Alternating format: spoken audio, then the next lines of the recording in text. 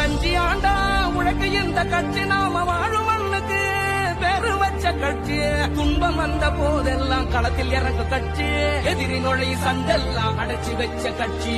திராவிட முன்னேற்ற கழகம் அது எல்லாருக்கும் ஒன்னான குடும்பம்.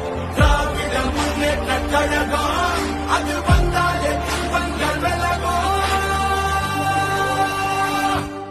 எந்த சாதாரண எங்களை ஆள முடியாது. இது தமிழ்நாடு.